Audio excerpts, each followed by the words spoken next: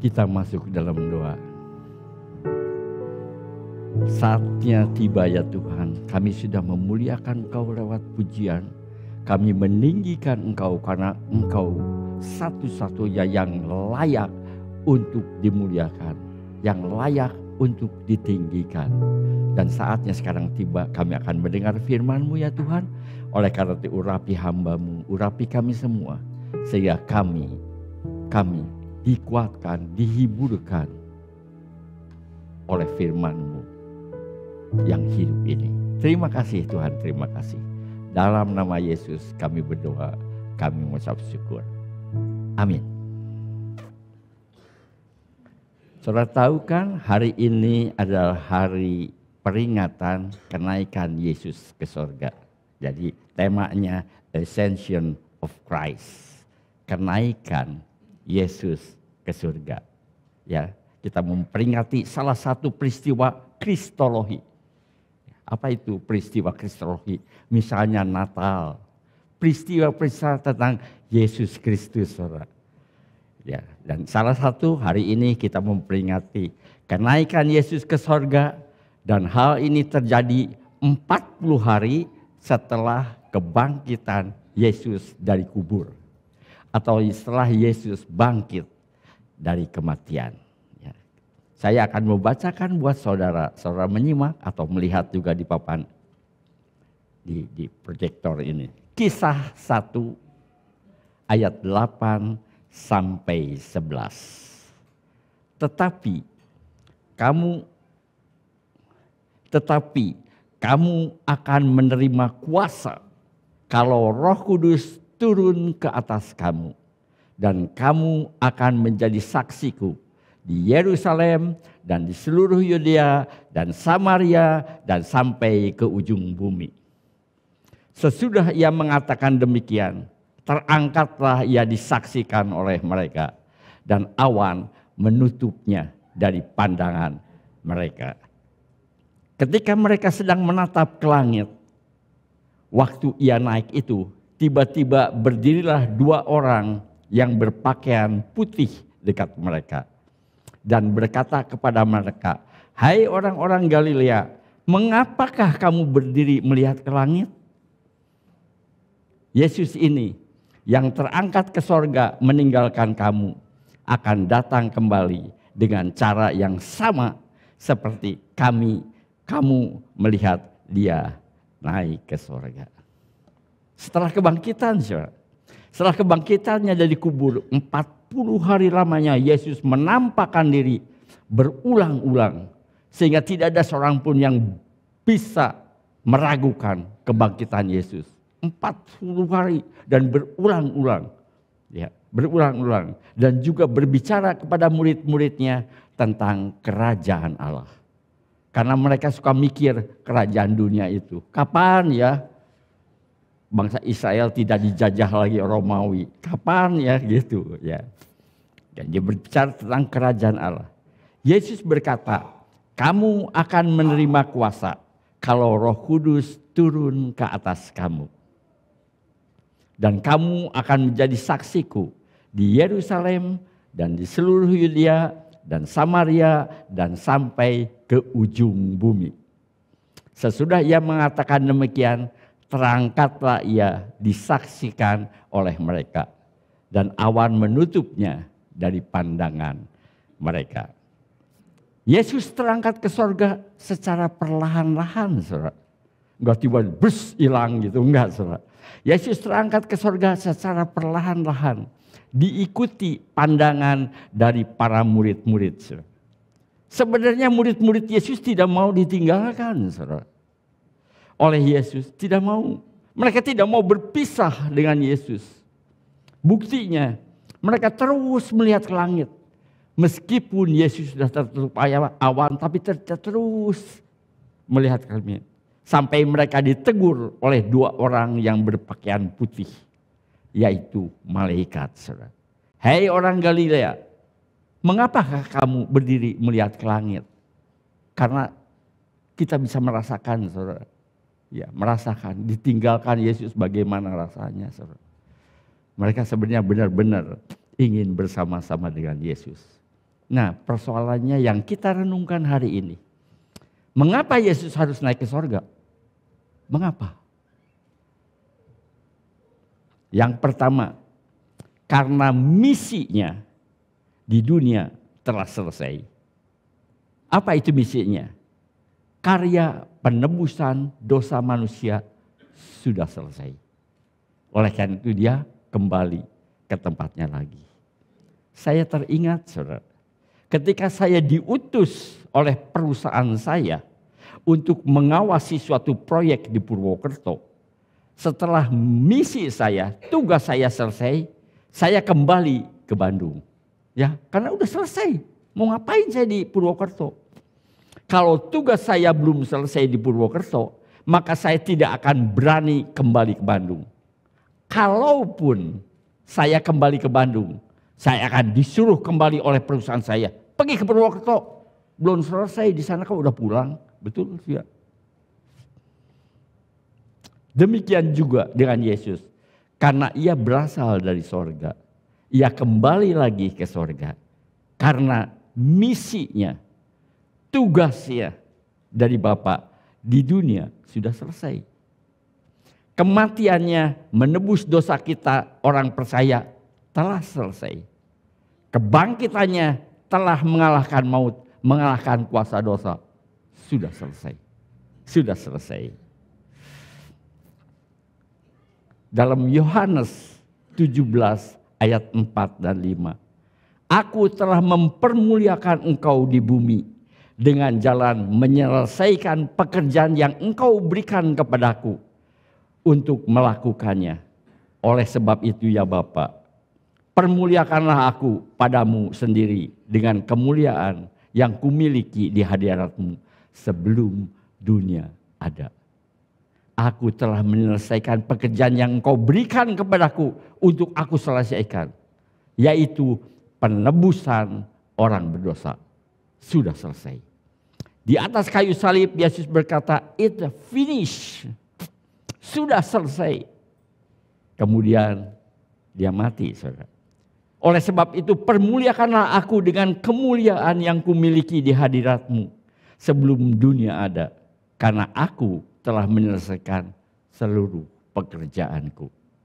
Di sorga, Yesus dipermuliakan Bapa dengan duduk di sebelah kanan Allah Bapa.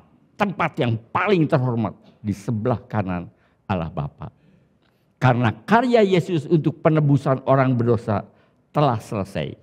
Maka kita orang percaya, karena Tuhan sudah menyelesaikan semua urusan dosa, maka kita percaya pasti selamat, saudara. Pasti selamat, pasti kita masuk surga. Karena urusan dosa sudah diselesaikan. Oleh siapa? Oleh kita? Bukan, saudara. Tuhan Yesus menggantikan hukuman yang seharusnya kita terima. Yesus menggantikan kita.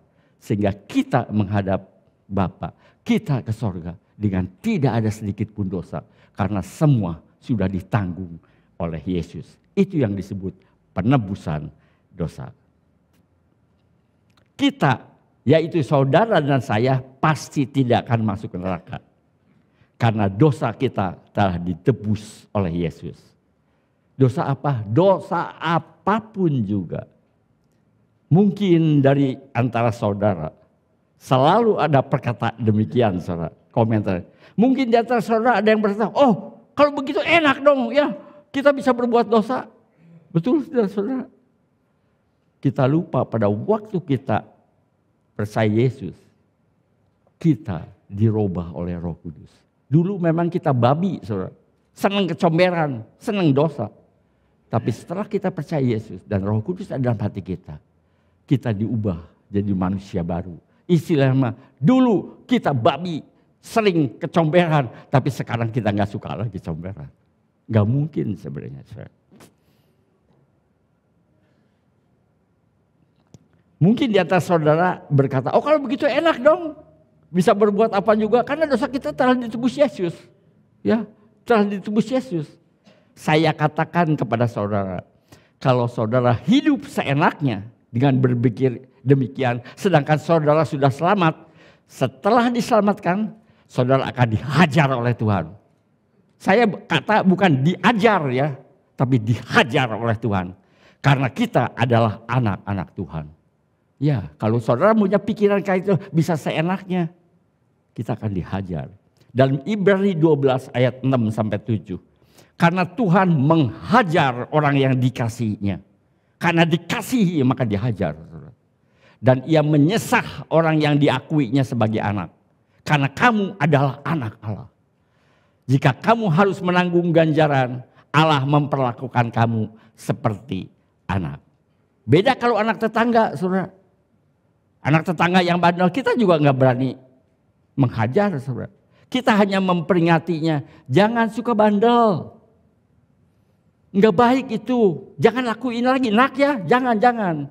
Tapi tentu saja kita tidak menghajarnya, karena bukan anak kita, saudara. Bukan anak kita. Sebaliknya, setelah kita tahu dosa kita telah ditebus oleh Yesus, seharusnya bukan berpikir demikian, saudara. Seharusnya kita hidup takut akan Tuhan. Seharusnya kita hidup untuk menyenangkan Tuhan. Seharusnya kita hidup dalam kekudusan. Bukan malah, oh enak ya kita berbuat dosa. Jadi sekali lagi, mengapa Yesus naik ke sorga? Karena misi penebusan dosa manusia telah selesai. Inilah alasan yang pertama. Inilah alasan pertama. Sehingga kalau misalnya Yesus tidak kembali ke sorga, kita pikir, wah karyanya tuh nggak selesai. Karena selesai, dia pergi ke surga. Ya, surga. Itulah sebabnya Roh Kudus turun. Saudara ingat saudara? Roh Kudus turun apabila Yesus naik ke surga. Begitu Yesus naik ke surga artinya semua komplit sudah diselesaikan oleh Yesus. Pada waktu Roh Kudus turun, dia sama melakukan tentang apapun yang dikatakan Yesus, apapun yang diperbuat Yesus, karena Yesus sudah lengkap melengkapinya semua. Makanya itu sebabnya Tuhan berkata, Yesus berkata, kalau aku tidak naik ke surga, kalau aku tidak menunjukkan bahwa aku telah menyelesaikan semua, maka Roh Kudus tidak akan turun. Roh Kudus akan turun untuk meneruskan pekerjaan Yesus yang sudah selesai. Saya ngebayangkan bagaimana Roh Kudus bisa kerja kalau bisa, oh nggak tahu ya, yang ini mah belum diselesaikan oleh Yesus. Nggak mungkin, betul nggak saudara? Jadi dia harus pergi untuk menunjukkan sudah selesai.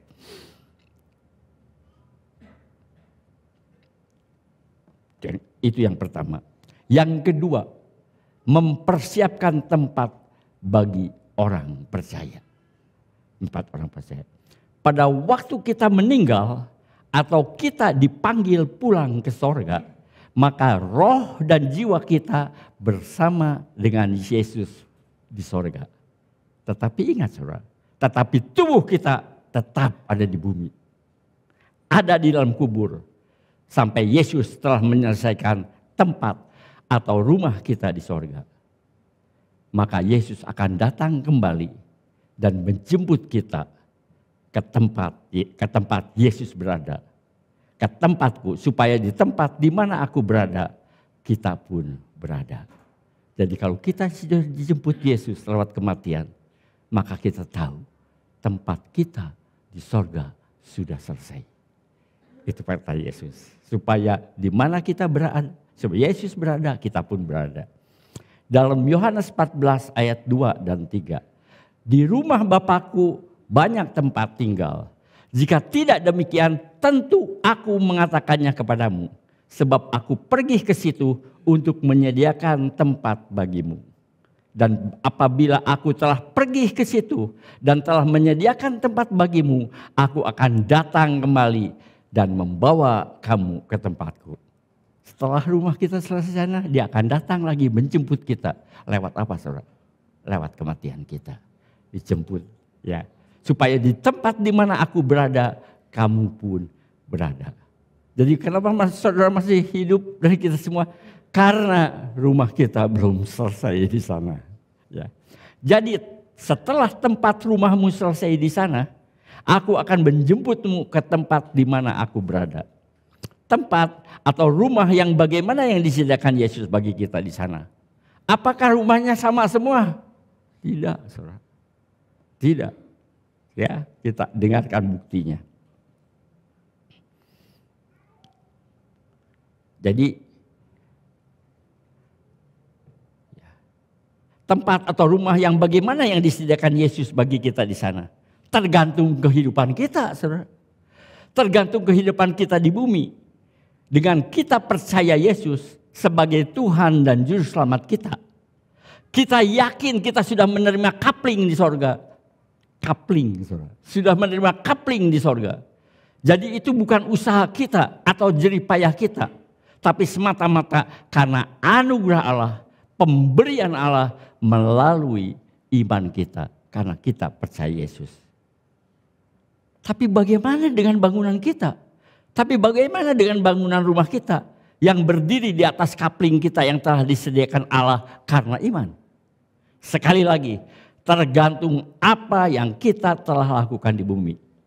Kalau kita selalu setia melakukan hal yang baik kepada orang lain, mengasihi, berkorban bagi kerajaan Allah, memikul salib kita dan juga sebenarnya salib orang lain juga, saudara, akibatnya.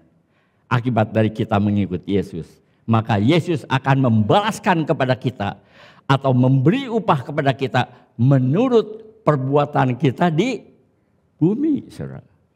Dalam Wahyu 22 ayat 12. Sesungguhnya aku datang segera dan aku membawa upahku.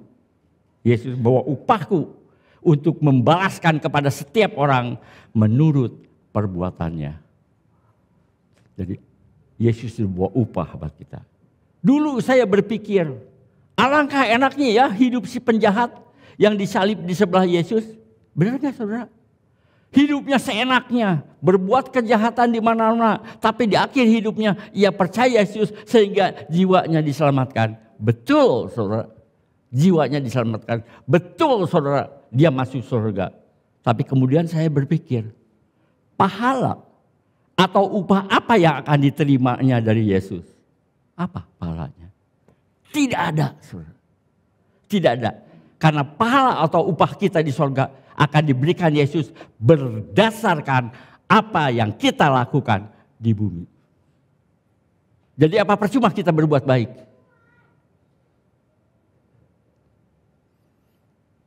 Apa kita percuma menyebarkan Injil dengan susah payah?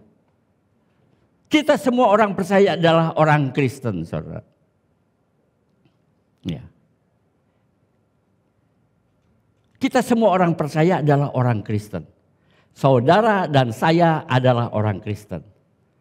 Istilah orang Kristen itu pertama kali dipakai di Antioquia. Di Antioquia oleh warga non-Yahudi untuk pengikut Yesus. Jadi orang yang bukan Yahudi berkata, itu orang Kristen. Ya.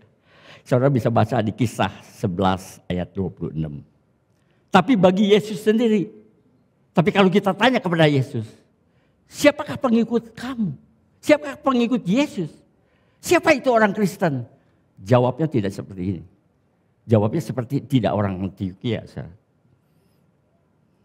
Menurut Yesus, setiap orang yang menjadi pengikutnya, setiap orang yang mengikuti dia, atau setiap orang Kristen, orang Kristen yang mengikuti Yesus, harus memenuhi syarat. Harus memenuhi syarat. Lukas 9 ayat 23. Dia harus memenuhi syarat Lukas 9 ayat 23. Ini menurut Yesus. Yesus yang mengatakan. Tetapi kita akan membacanya mulai ayat 22. Sampai ayat 24. Supaya lebih jelas dan supaya dikatakan sesuai dengan konteks. Jadi jangan asal ambil ayat aja, saudara. Harus sesuai dengan konteksnya. Saya bacakan, saudara. Lukas 9. Jadi ayat 23 tapi kita mulai dari 22. Dan bukan sampai 23 selesai tapi sampai 24. Saudara, ya. Lukas 9 ayat 22. Dan Yesus berkata, anak manusia harus menanggung banyak penderitaan. Jadi Yesus berkata, hidupnya penuh penderitaan Yesus. Dan ditolak oleh tua-tua, imam-imam kepala, dan ahli-ahli Taurat. Lalu dibunuh dan dibangkitkan pada hari ketiga. Jadi di sini Yesus berkata, anak manusia hidupnya sangat menderita. penderitaan. Dan 23 baru dia berkata, kalau kamu mau mengikut aku, sedangkan aku ngasih tahu ya sepertinya di ayat 22, hidupku penuh penderitaan. Karena apa? Ditolak oleh imam-imam, difitnah dan segalanya, bahkan dibunuh dan dibangkitkan pada hari ketiga. Katanya kepada mereka semua, setiap orang yang mau mengikut aku, ia harus menyangkal dirinya, memikul salibnya setiap hari dan mengikut aku. Dan 24, ayat 24. Karena barang siapa mau menyelamatkan nyawanya, ia akan kehilangan nyawanya. Tapi barang siapa kehilangan nyawanya karena aku, ia akan menyelamatkannya. Jadi ayat yang baru saya baca itu mengatakan tentang penderitaan Yesus sampai mati di kayu salib. Hidupnya menderita. Penderitaan Yesus mati dan dibangkitkan kembali pada hari ketiga. Itu ayat 22 dikatakan. Selanjutnya Yesus memberi suatu syarat. Setiap orang yang mau menjadi pengikutku. Pengikut Yesus adalah siapa? Orang Kristen. Pengikutku. Ia harus menyangkal diri, memikul salibnya setiap hari, dan menjadi pengikutku atau menjadi orang Kristen. Barulah menjadi orang Kristen. Bahkan menjadi pengikut Yesus, menjadi orang Kristen harus siap untuk kehilangan nyawanya. Di sini harus siap kehilangan nyawanya. Karena barang siapa mau menyelamatkan nyawanya, justru dia akan kehilangan nyawanya. Tapi sebaliknya, barang siapa kehilangan nyawanya karena aku, ia akan menyelamatkannya. Jadi menurut ayat yang baru kita baca, yaitu ayat 22, 23, 24. Menjadi orang Kristen itu harus siap menderita. Siapa yang mengatakan? Yesus sendiri. Bukan kita. Harus siap menderita. Bukan siap untuk hidup nyaman, saudara. Yesus tidak menjadikan demikian. Apa arti menyangkal diri? Gampangnya atau definisi gampangnya. Kalau kita ingin ke kiri, tapi kehendak Yesus ke kanan, maka yang kita lakukan adalah mengikuti kehendak Yesus, yaitu ke kanan. Tunduk kepada kehendak Yesus. Itulah yang disebut menyangkal diri. Jadi kalau kehendak kita bertentangan dengan Yesus, kita yang harus menghilangkan kehendak kita. Dan kita harus tunduk kepada Yesus. Itu bukan hal menyenangkan, saudara. Itu kekuatan daripada Roh Kudus. Sehingga kita tetap melakukan apa yang dikehendaki Yesus. Itu yang disebut menyangkal diri. Saudara lihat, akhir dari hidup para rasul atau murid-murid Yesus. Siapa yang paling dekat dengan Yesus? Murid-muridnya, saudara. Siapa yang paling dekat? Para rasul, saudara. Para rasul.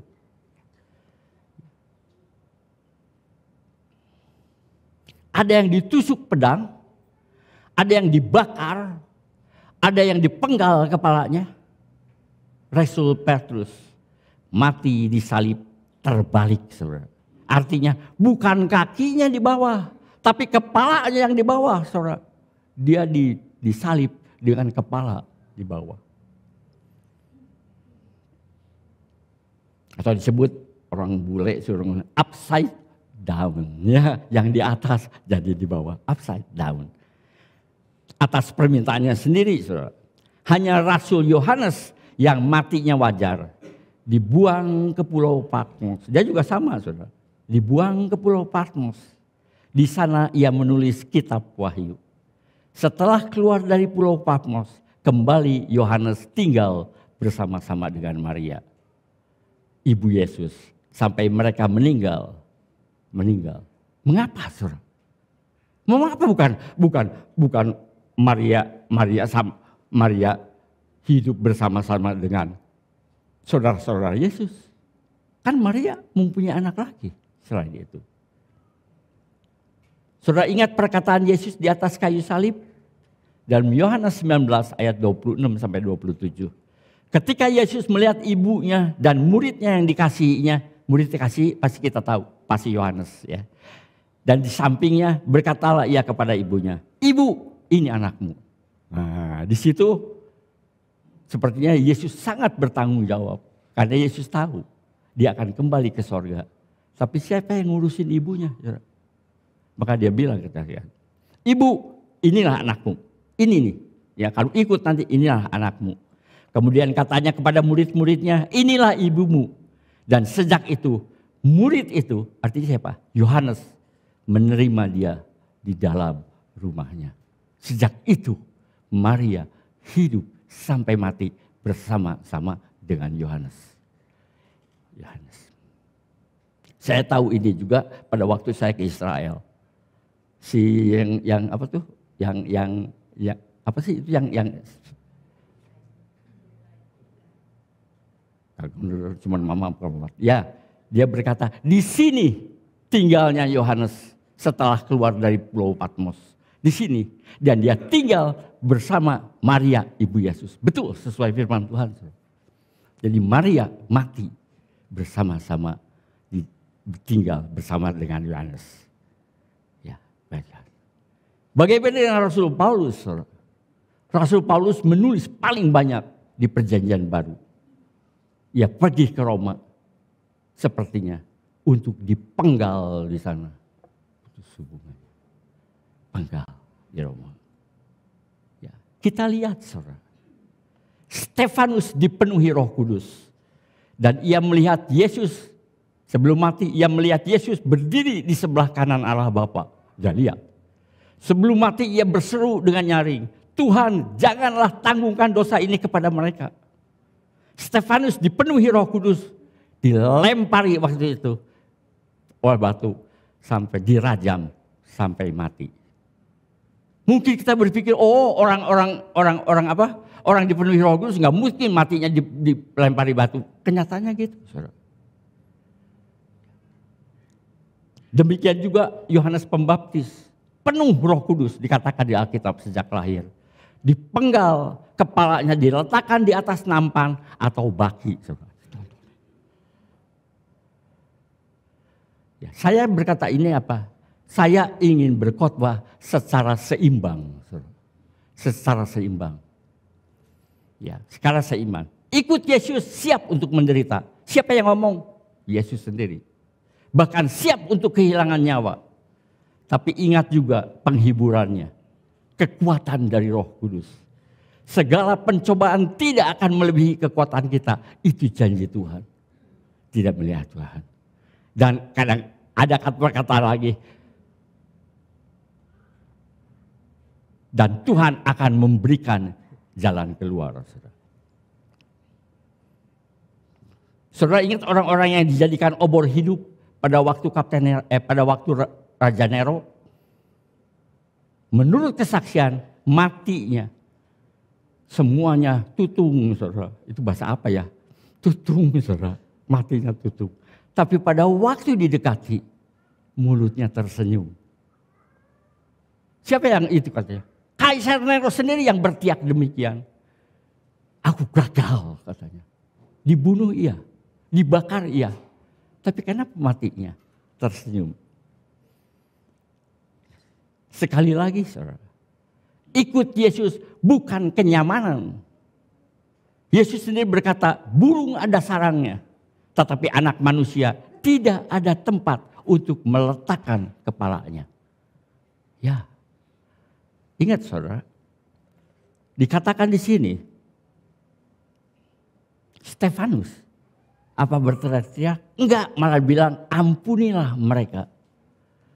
Pada waktu Roh Kudus sudah turun, bagi saya, kalau ditanya, Pak Lukas kira-kira orang yang dipenuhi Roh Kudus, kira-kira sisi-sisinya apa?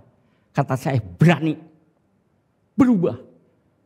Ingat waktu Yesus turun, masuk ke dalam satu ruangan, semua ditutup kan? Cuman Yesus dengan tubuh kemuliaan bisa nembus. Mereka lagi apa? Ketakutan di rumah. Tapi lihat, setelah Roh Kudus turun, mereka berubah. Stefanus bicara tentang Yesus. Bahkan sampai dilempari batu sampai mati. Gak takut dia. Dan gak berteriak-teriak. Gak ada seperti itu. Karena Roh Kudus memberikan keberanian. Ya, lihat banyak. Lihat murid-murid Yesus. Setelah Roh Kudus turun, beraninya bukan main. Dan semua matinya benar-benar. Ya, dibunuh. entah disusuk, entah diapa-apakan. Ya, nggak ada yang tidur dengan mati karena tua. Tidak ada. Tapi mereka kenapa kita tidak takut, saudara? Karena Roh Kudus. Karena ciri orang yang dipenuhi Roh Kudus. Menurut saya, saudara, orang itu tidak takut mati. Orang tidak takut mati. Maka pada waktu saya baca itu, saya merasa bangga, saudara. Orang pengikut Yesus yang sesungguhnya. Setelah dikuatkan oleh Roh Kudus.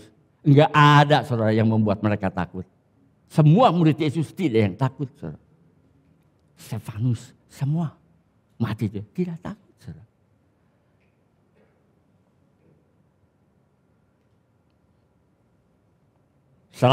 Sekali lagi, kalau kita ngedengar kata-kata Yesus, saudara. Ikut Yesus bukan kenyamanan, saudara. Yesus sendiri berkata, burung ada sarangnya, tapi anak manusia tidak ada tempat untuk meletakkan kepalanya. Jadi kalau kita mengikut Yesus, kita mengikut orang yang tidak ada tempat untuk meletakkan kepalanya. Betul tidak, saudara? Perhatikan perkataan Yesus. Setiap orang mau mengikut aku, ia harus menyangkal dirinya, memikul salibnya setiap hari dan mengikut aku. Suatu saat, saudara, saya membaca buku seorang penginjil Jepang, namanya Koisuke. Kalau tidak salah, saya juga lupa soal nama Jepangnya. Beliau juga adalah seorang penulis buku. Ia berkata, memikul salib itu berat. Ya, buktinya Yesus harus digantikan oleh Simon dari Kirene karena tentara Romawi melihat Yesus sudah kepayahan, melihat Yesus sudah kelelahan, dan melihat Yesus sudah kesakitan. Karena Yesus menolak untuk meminum anggur asam. Efek dari anggur asam itu adalah seperti obat bius, saudara. Menghilangkan rasa sakit. Dan Yesus tidak mau penderitaannya dikurangi sedikit pun tidak mau. Karena dia datang untuk menderita, menanggung dosa kita. Maka Yesus tidak mau, saudara. Ya, dikatakan dalam Lukas 23 ayat 26, ketika mereka membawa Yesus, mereka menahan seseorang yang bernama Simon dari Kirene. Ya, mungkin Simon dari Kirene ada apa? Nonton, malah ditangkap sama orang Romawi yang baru datang dari luar kota, baru datang dari. Lalu diletakkan salib itu di atas bahunya supaya dipikulnya sambil mengikut Yesus. Yesus sudah nggak kuat pikul salib. Saking beratnya. Memikul salib itu berat. Itulah sebabnya harus dipikul, saudara. Kalau salib itu ringan, itu dijingjing saja, saudara. Bukan dijingjing, saudara. Memikul salib itu susah untuk diarahkan.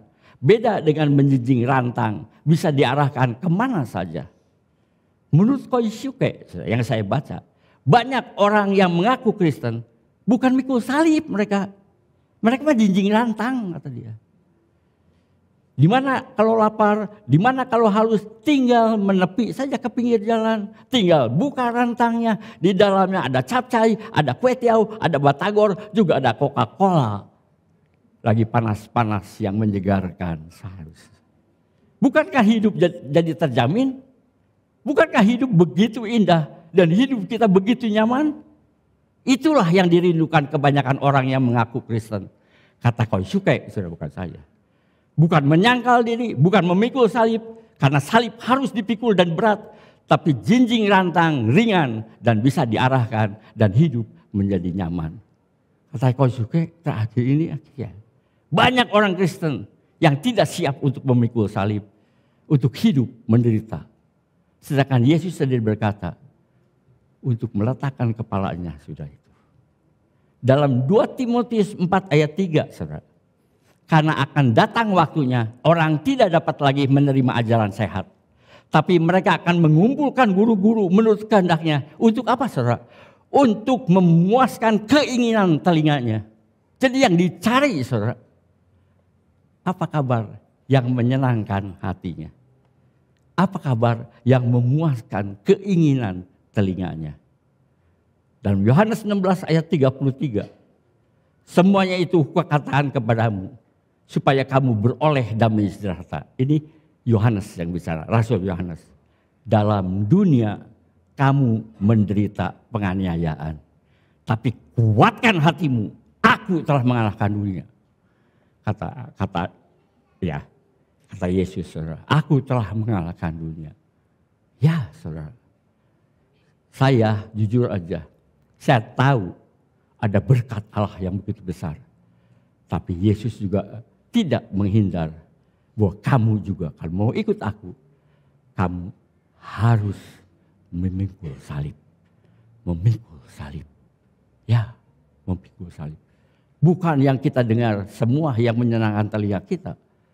Tapi kita harus memikul salib. Dan saya katakan yang saya kabarkan sama sekali bukan dari saya. Yang saya kabarkan adalah apa yang ditulis di dalam Alkitab. Jangan takut saudara. Pada waktu saudara dianiaya, ingat Tuhan pasti memberikan kekuatan bagi kita. Dan janji Yesus tidak akan melebihi kekuatan kita. Ya, hayulah kita dengar kabar baiknya, kita dengar juga kabar jeleknya. Sehingga kita menjadi orang yang seimbang. Ya, menjadi seimbang. Malah saya bangga pada waktu murid-muridnya semua mati oleh pedang dan oleh segalanya. Ya. Dan saya katakan di sini bukan perkataan saya, tapi firman Tuhan yang mengatakannya. Yang ketiga, supaya Roh Kudus turun. Yohanes 16 ayat 7. Namun benar yang kukatakan ini kepadamu adalah lebih berguna bagi kamu jika aku pergi. Sebab jikalau aku tidak pergi, penghibur itu tidak akan datang kepadamu. Tapi jikalau aku pergi, aku akan mengutus dia ke kepadamu. Pertanyaan satu, kenapa harus nunggu Yesus pergi dulu? Saudara? Kenapa Roh Kudus enggak turun dulu? Dengan Yesus pergi ke sorga, artinya seluruh tugasnya sudah selesai dikerjakan. Kalau Yesus tidak naik ke surga, artinya pekerjaannya tidak tuntas dikerjakan. Kadang-kadang saya ngebayangin gimana Roh Kudus akan bersaksi kepada kita. Oh yang itu mah belum selesai, Yesus belum menyelesaikan. Misalnya gitu kan. Tapi dengan Yesus pergi ke surga, artinya tugasnya semua sudah selesai. Sudah selesai. Maka kalau Yesus tidak pergi, maka penghibur itu yaitu Roh Kudus itu tidak akan turun atau tidak akan datang kepada kita. Dalam Yohanes 14 ayat 16 dan 18. Aku akan minta kepada Bapa dan ia akan memberikan kepadamu seorang penolong yang lain supaya ia menyertai kamu selama-lamanya. Aku tidak akan meninggalkan kamu sebagai yatim piatu. Aku datang kembali kepadamu. Kita tahu Yesus adalah penolong atau penghibur atau parakletos. Yesus adalah parakletos dan Roh Kudus juga adalah parakletos yang lain. Dan kita tahu Allah Tritunggal adalah setara, saudara. Jadi Roh Kudus adalah parakletos yang setara dengan Yesus parakletos juga. Yesus naik ke surga untuk menyatakan karya penebusannya telah selesai. Misinya di bumi telah lengkap dikerjakan. Bukankah sebelum Yesus meninggal di atas kayu salib, ia berkata, it's finished juga. Dan Yesus pergi, artinya semua karyanya lengkap sudah selesai. Karya penebusannya harus diterapkan kepada semua orang percaya. Kalau karya penebusan belum lengkap, belum selesai dilakukan oleh Yesus, bagaimana mungkin Roh Kudus dapat menerapkan kepada setiap orang percaya secara lengkap? Kalau belum lengkap. Dengan Yesus pergi ke sorga, dia sudah lengkap melakukan segala sesuatunya. Yesus telah menyelesaikan karya penebusan secara lengkap, komplit, dan sempurna. Buktinya, Yesus telah naik ke sorga. Yesus berkata, Roh Kudus akan menyertai kamu selama-lamanya. Ia akan tetap ada di dalam hatimu setelah aku pergi. Bukankah Yesus berkata, aku tidak akan meninggalkan kamu sebagai yatim piatu. Yesus memang ada di sorga sekarang. Tapi Roh Kudus ada di dalam hati kita. Selalu menyertai kita selama-lamanya. Bukankah itu berarti kita tidak akan pernah ditinggalkan sebagai yatim piatu? Karena Roh Kudus selalu ada itu. Yesus sendiri ada di sorga. Roh Kudus adalah parakletos kita yang lain, yang setara dengan Yesus. Dan Roh Kudus melanjutkan apa yang telah dikatakan, dikerjakan oleh Yesus secara lengkap. Karena Yesus telah menyelesaikan karya penebusannya secara lengkap, secara komplit, dan secara sempurna. Jadi Roh Kudus bisa bekerja total. Karena apa? Yesus sebaliknya. Karena apa yang dikatakan Yesus, dikatakan Roh Kudus itu apa yang dikatakan Yesus. Apa yang diperbuat oleh Roh Kudus itu juga yang dikatakannya kepada kita semua. Jadi kalau Yesus belum lengkap, bagaimana Roh Kudus bisa bekerja di hati kita? Karena lengkap. Itulah sebabnya kalau Yesus tidak naik ke sorga, maka Roh Kudus tidak akan turun. Ya. Jadi mengapa Yesus naik ke sorga? Ya karena misinya telah selesai, yaitu karya penebusan dosa manusia. Mengapa Yesus naik ke sorga? Karena mempersiapkan tempat bagi orang percaya.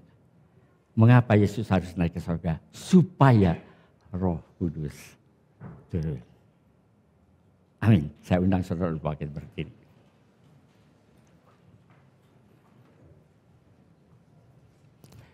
Bapa kami yang ada di surga, hamba bukan membawakan dengan jauh dari kesempurnaan. Tapi hamba percaya Roh Kudus akan menyempurnakan apa yang tidak sempurna menjadi sempurna. Bukan hambamu, karena Allah saja yang bisa memberikan segala sesuatu menjadi sempurna. Terima kasih Tuhan. Terima kasih. Biarlah dalam peringatan kenaikan Yesus ke surga, kami bisa mengerti mengapa Yesus naik ke surga. Meskipun karena waktu hambamu hanya memberikan 3 alasan. Semestinya jauh lebih daripada itu. Terima kasih Tuhan. Terima kasih. Kami akhiri ibadah ini dengan penuh rasa syukur. Dan biarlah firman Tuhan kau meteraikan dalam hati kami.